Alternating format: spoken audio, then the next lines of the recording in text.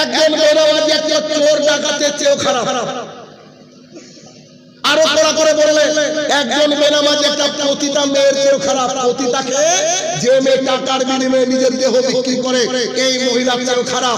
শানু ভাই এত বড় কথা বলছেন, জি জি। আরো কড়া করে বললে একজন বেনামাজি একটা মাতালের চেয়েও খারাপ। দলিল নেবেন? দেখেন দেখেন একটু, এই যে রাস্তা, এই রাস্তার উপরে চুরি করে এমন দৃশ্য দেখেছেন? এখানে চুরি হচ্ছে দিনে দিনে, দেখেন। এই রাস্তার উপরে একটা মাতাল মদ খাচ্ছে, দেখেছেন? দেখেন। এই রাস্তার উপরে একটা ছেলে আর একটা মেয়ে জেনা করছে, দেখেছেন? দেখেননি? তারা এটা করে, তারা পাপ মনে করে এই কথা সত্য, অথবা খারাপ জিনিস মনে করে কথা সত্য। তারা এগুলো সবাই করে, মানে চোর চুরি করে কখন? যখন সবাই ঘুমিয়ে যায়, রাতের অন্ধকারে। ডাকাত চুরি করে কখন? রাতের অন্ধকারে। একটা মাতাল মদ খায় কোথায়? অলিগলির মধ্যে, গাছের পেছনে, ওই জঙ্গলের মধ্যে। আর একটা মেয়ে আর ছেলে জেনা করে কোথায়?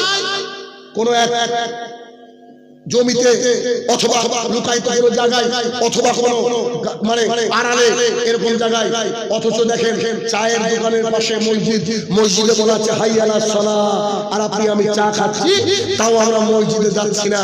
অতএব ওখানে ডাকা হচ্ছে হাইয়া আলাস সালাহ, মসজিদে আসো, হাইয়া আলাল ফালাহ, তুমিও তোমার কামিয়াবির দিকে আসো। তখন আমরা বসে বসে চা খাচ্ছি। তার মানে সরাসরি মুয়াজ্জিনকে বলছি আমি যাব না, তুই আমার কি করবি কর। তাহলে বলেন ও কি বেশ্যা মেয়ের চেয়ে খারাপ না?